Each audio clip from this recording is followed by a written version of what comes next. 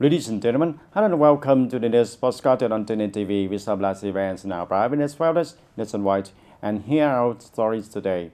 Ladies and gentlemen, within the framework of the Investment Connection Program in Korea and China organized by the Ministry of Foreign Affairs, yesterday, September 21st, the TayNinh Provincial Delegation led by the Deputy Secretary Provincial Party Committee and Chairman of Provincial Vietnam Philanthropic Committees Nguyễn Thanh Hải had attended many diplomatic activities in Beijing. Accompanied with him, there was the Vice Chairman of Provincial People's Committee, Huỳnh Văn Sơn.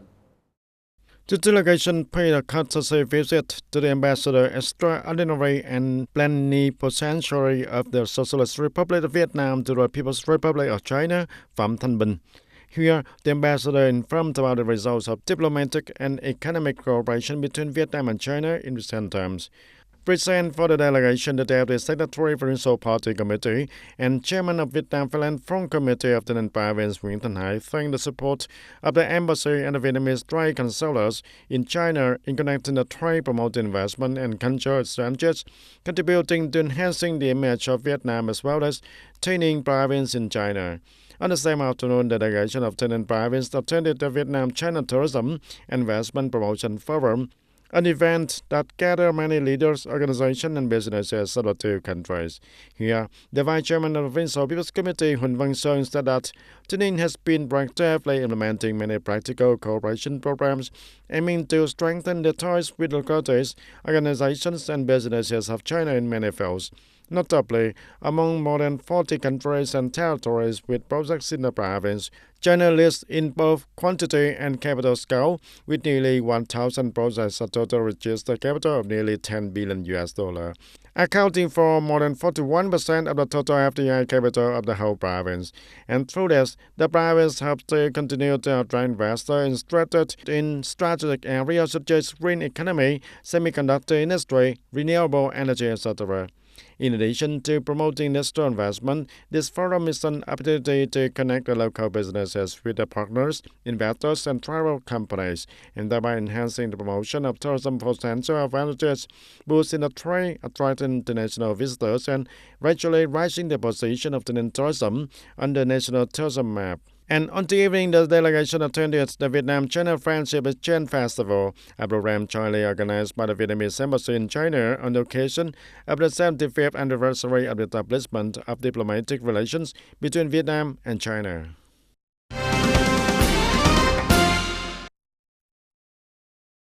On the afternoon of September 22nd, the Central Council for Coordinating the Dissemination and Education of Law organized the workshop identifying bottlenecks and proposing solutions related to the land sector. Leaders of the Ministry of Justice and the Ministry of Agriculture and Environment chaired the workshop. The workshop was organized in a combined form of in-person and online connection with 34 branches and cities across the country, and was also broadcast live on the National Law Portal platform. The workshop was organized to identify policy and institutional bottlenecks and difficulties in the process of organizing the implementation of land laws, thereby seeking and selecting breakthrough solutions, ensuring that land laws are increasingly complete, synchronous, transparent, feasible, effective, and efficient. This is a workshop of practical significance in the current period, especially in the context that the party and state have been strongly directing the amendment and supplementation of the land law and are expected to submit it to the National Assembly for consideration at the next session. At the workshop, experts, scientists, researchers, economists, representatives of professional associations, the business community, and localities share and spoke about the content of policies, institutions, and the process of implementing and applying the current land law. Thereby, the chair of the workshop had exchanges, explanations, and clarification of existing bottlenecks and identified solutions to remove bottlenecks in this field. And implementing the government policies on promoting administrative reform and improving the effectiveness of public investment. Recently, the People's Committee of TayNinh Province has directed departments, branches, sectors, and localities in the province to improve the effectiveness of bidding. According to the direction of the Marine Service Committee, departments, branches, locators, and investors need to focus on selecting contractors and investors in accordance with the legal regulations, especially for important and key projects, and this work must be closely linked to the responsibility of the head of to ensure the progress, promote disbursement of public investment capital, and improve the quality of investment preparation. For investment projects using land and projects subject to bidding, the selection of investor must be carried out publicly and transparently, ensuring the competitiveness, contributing to improving the overall effectiveness of the project. In addition, the units need to strengthen inspection and comprehensive supervision of bidding activities, especially focusing on supervising the implementation of post-inspection conclusions to promptly prevent violation and profiteering, corruption, and waste. And in addition to solutions to realize the goal of achieving the double-digit growth, TayNinhTV is also focusing on maximizing potential and advantages after the merger, continuing to improve the investment environment, creating the most favorable conditions for business development. In the first 9 months of 2025, the provincial rate reached 9.63%, higher than the national average. Budget revenue was almost 100%. In terms of investment, TayNinh attracted nearly $2 billion. Import and export turnover increased by 9 to 15% over the same period, reflecting the resilience of production and business activities.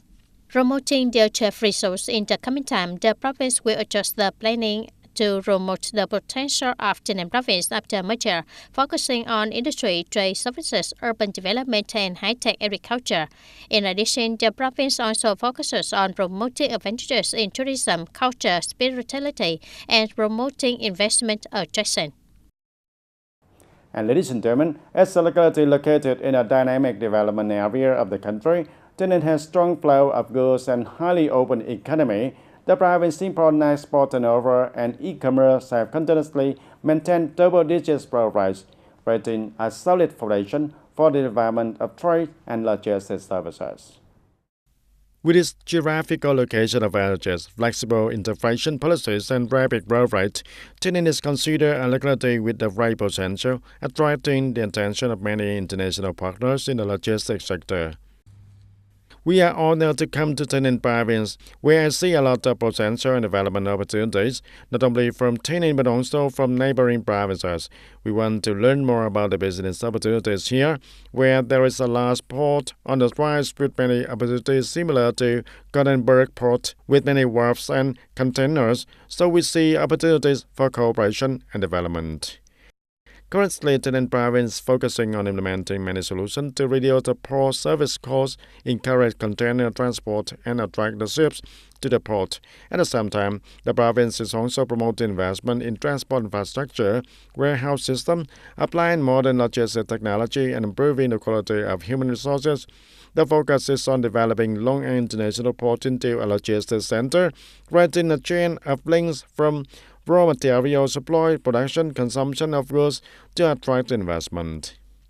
In the coming time, the Spanish diplomatic associates in Vietnam will closely connect with the Vietnamese commercial consulars in merit to strengthen economic trade and investment cooperation between the two countries. At the same time, promote cooperation between Long An Port and major Spanish seaports such as Barcelona, Pupol, or Valencia to facilitate the trade investment relations, not only between Vietnam and Spain, but also expand to neighboring countries in Europe.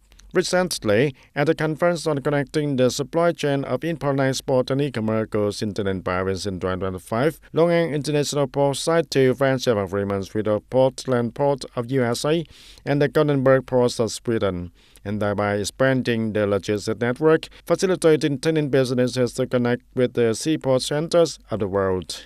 Currently, as you know, the cost of logistics in Vietnam is somewhere around 20 to 25%, so having a port in our province will have reduced the cost for businesses a lot, increase exports and compete in the market.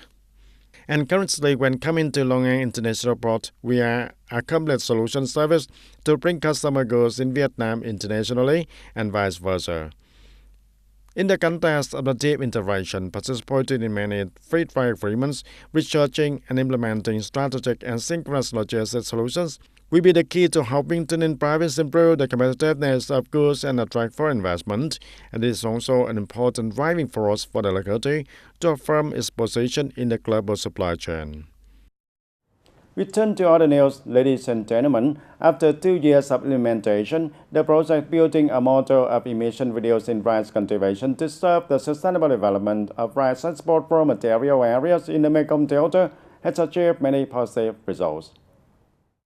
The project was implemented by the National Agricultural Extension Center in coordination with enterprises and 5 provincial cities in the region. With a scale of 600 hectares and 250 participating households, the model applies space sowing techniques, mechanization, alternating planting and drying, and reducing fertilizer and integrated pest management.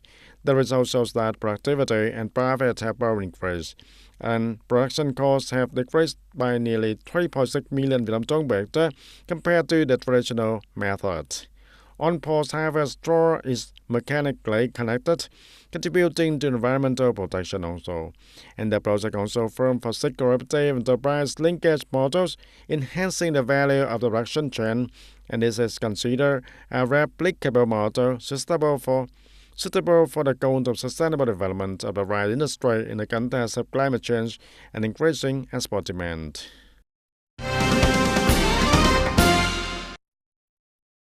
The Roch Plus 2025 International Exhibition, one of the India's largest international forums for the plastics and related industries, took place from September 19 to 21st in Jaipur, the capital of the western state of Rajasthan. This event attracted the participation of more than 400 enterprises and delegations from more than 10 countries, including Vietnam. This is also the first time Vietnam has attended a major international plastic event in India.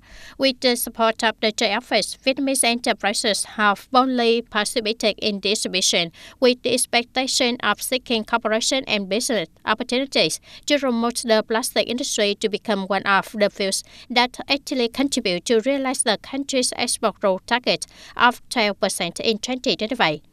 With its large-scale, high internationality and real commercial value, the Roch Plus 2025 exhibition opens up many opportunities for Vietnamese enterprises to expand their markets and access the global supply chain. And the rural tourism is becoming a new direction in tourism development in particular and economic development in general. In Tân Trụ district, formerly of Long An province, now Tân Trụ, Nhật Tảo, and Vam Co of communes of TayNinhTV province, these localities have promoted the development of rural tourism associated with promoting the potential and advantages of agriculture, craft villages, culture, and ecological environment.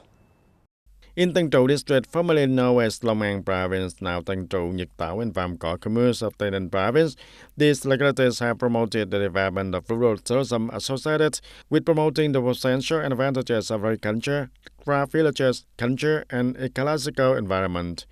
Benang from village has existed for nearly 200 years with the resounding deep and deep from south in birth with the sound of the countryside accompanying many generations.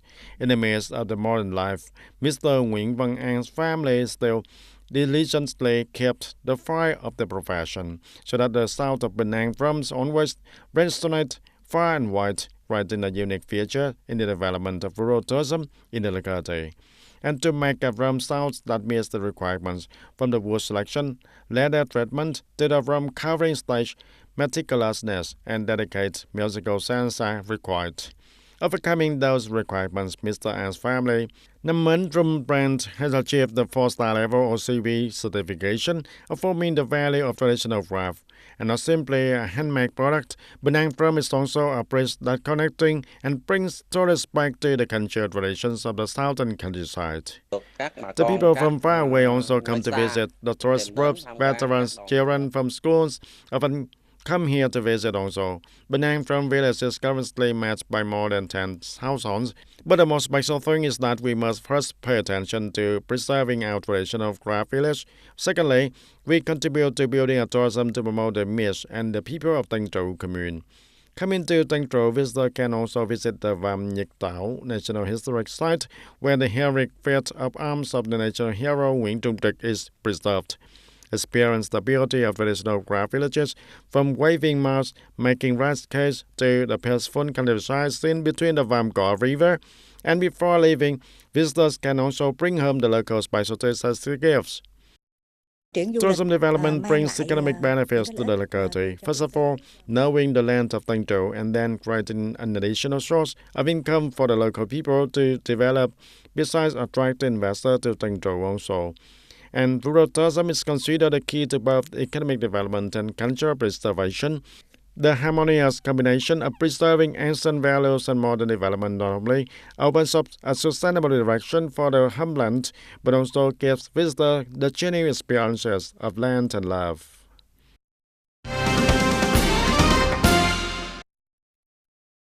Over the past time, the Vietnamese National Assembly has continued to demonstrate an active and proactive role and has made many contributions to AIPA activities, aiming to further strengthen the cooperative and friendly relations between the parliaments of ASEAN member countries.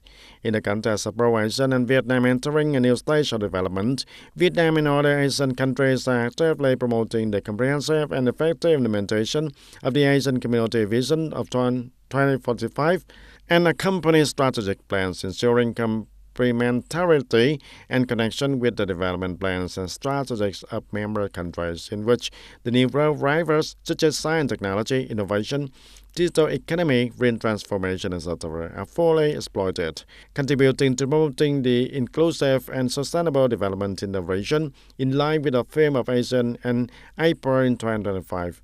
Taking place at the right time to celebrate the 30th anniversary of the Vietnam's accession to ASEAN and participation in APEC General Assembly 1995 to 2025, the working trip of National Assembly Chairman TayNinhTV and the Vietnamese high-level delegation to attend the 46th APEC General Assembly, APEC 46, and had an official visit to Malaysia is an opportunity for Vietnam to affirm its role as a role and contribution, further promote the achieved results, continue to work with the member parliaments to strengthen solidarity and unity within the bloc, maintain a stable and peaceful environment, and build a strong and self-reliant community, and continue to play a central role in the regional cooperation structure.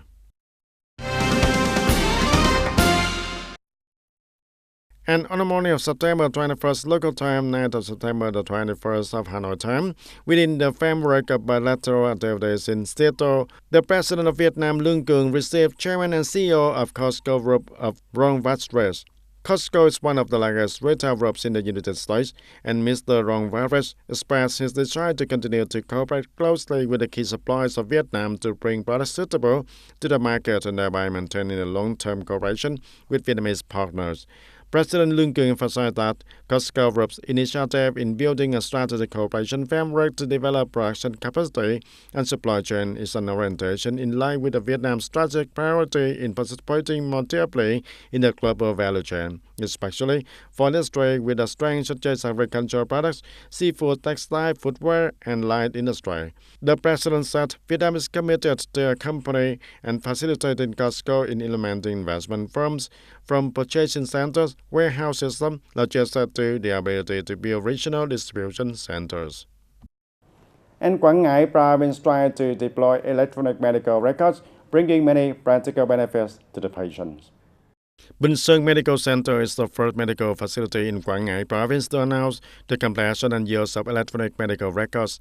The center has connected 4 key software including hospital information system, diagnostic imaging information system, image storage and transmission system, laboratory information management system, electronic medical records, completing the digital signature process and securing medical information. Digitizing 100% of medical record forms applied to both inpatient and outpatient medical records. Now with just a smartphone or a tablet in hand, we can see all the patient's information from treatment history, medical history, and treatment by the doctor, previous department, specialist consultation. That is the best condition for the close to the patient treatment. And when doing clinical work, it is very easy to avoid having to hold many paper medical records in hand when examining many patients like before, limiting the cross-infection, especially when going home. The doctors can still monitor the treatment progress of their patients from their smartphones. The whole Quảng Ngãi province has 32 public house units and non-public house, and 2 non-public health units implementing electronic medical records. According to statistics from the functional sector, up to now, 6 units have announced the completion and put into use of electronic medical records, contributing to improving the quality of service to the people. The medicine is very accurate and timely and quick. In the past, when receiving medicine, patients had to sign documents. The patients are very excited and want to maintain a long-term electronic medical record so that the patients can enjoy their rights. For patients, it has reduced the number of personal documents when carrying them and reduced the time spent in examination points, limits the redoing of previous clinical tests, and can assess and learn about previously performed diseases through electronic medical records, and at the same time, monitor chronic diseases that are being treated at the medical facilities. For medical staff, electronic medical records help them work in professional electronic environment. For the health system, it will help reduce some printing costs, enhance the management and retrieval of aggregated data, and help the data connection process between the levels to be better, avoiding profiting from health insurance. The Quảng Ngãi Provincial Department of Health also requested medical facility to proactively find out the remaining errors in the integrated software, connect with the suppliers to promptly fix them and gradually operate and synchronize the telecommunications infrastructure network, computerize the unit's operations to meet the requirements of sustainable digital transformation. And that's all for today, TTV News. Thank you for being with us, and goodbye for now.